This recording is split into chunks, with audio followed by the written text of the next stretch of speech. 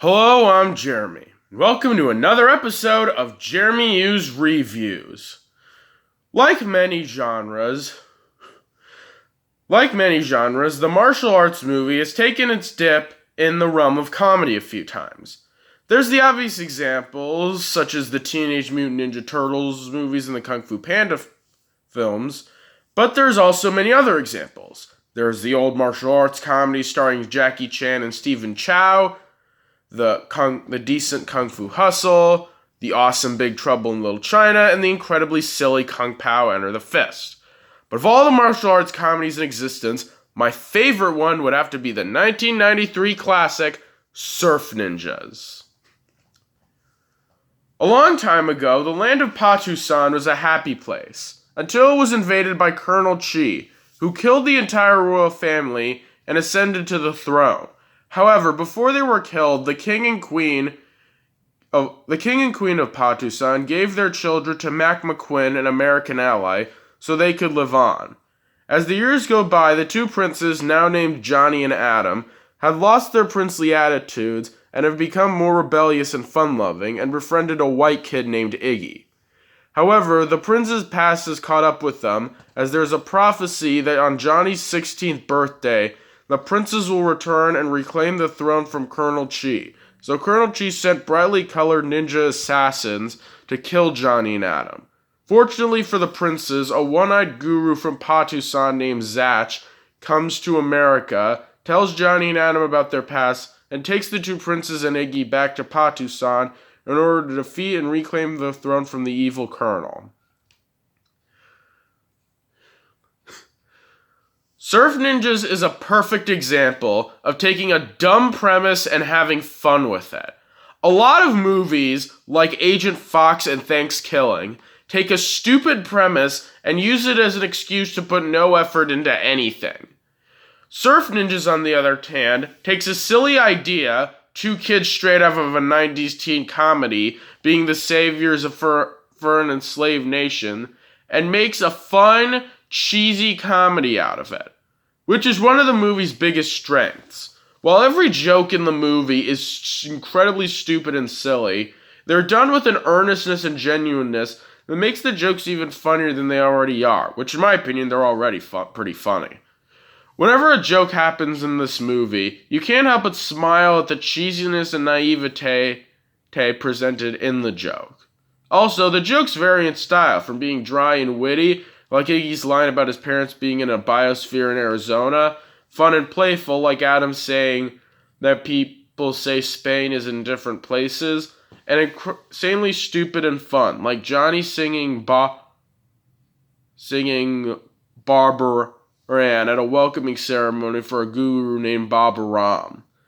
Next are the characters, who, with the exception of one, are absolutely fantastic. Let's start with Johnny. Johnny is a very charming and charismatic character. He has a lot of really good lines and has a casual, wisecracking attitude similar to Ferris Bueller. He's also very passionate, determined, and has good chemistry with his brother and Iggy. Adam is basically a smaller version of Johnny, so there isn't that much to say about him. However, there is one thing about Adam that's actually pretty clever. You see, Johnny and Adam, in addition to being princes, both have destinies. Johnny is destined to be a warrior, while his little brother's destiny is to be a seer. And the way this happens is that the Sega system Adam carries around with him turns into a future predicting machine, where the machine displays pixelated images of things that happen shortly after. This works because not only does it fit with Adam's destiny, but it's also a clever use of the seer destiny and fits right in with the cheesiness of Surf Ninjas. Next is Iggy, played by Rob Schneider. While most people hate Rob Schneider, I honestly have mixed feelings about him. My opinion on Rob Schneider is that when a movie dies, his performance dies with it. And the reason Rob Schneider's performances suck is that most of his movies suck. However, once in a blue moon, Rob Schneider does appear in a good movie, and when he does, he's pretty good in it. So seeing as I really like Surf Ninjas, I love Rob Schneider's performance and character. Iggy is an incredibly funny and likable character. What I like about Iggy is how his humor is very dry and more based on funny lines than stupid lines. There are a lot of really funny moments with this guy. I mentioned the biosphere line earlier, but there's also other moments like this exchange.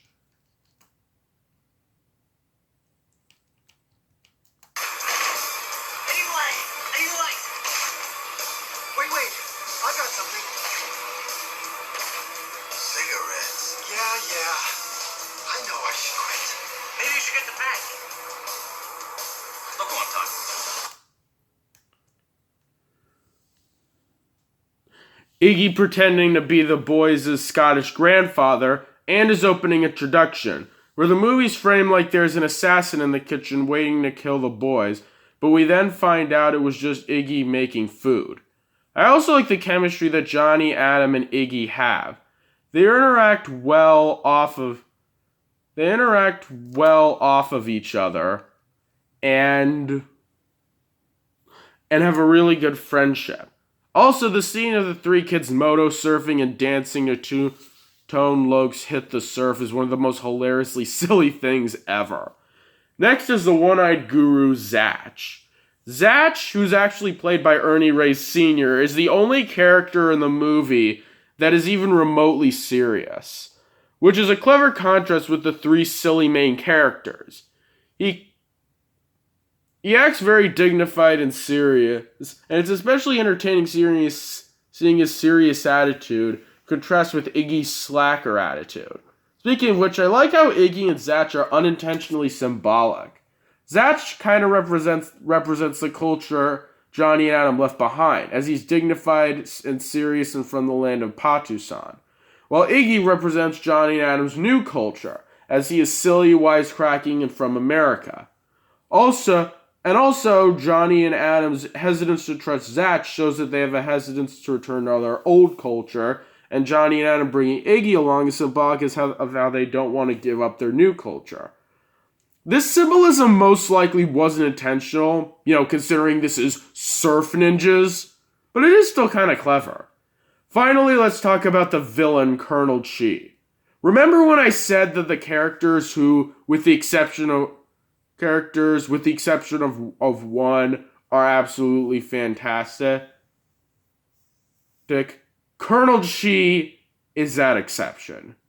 It's ironic that the villain in a movie which has characters that have a lot of personality himself has zero personality.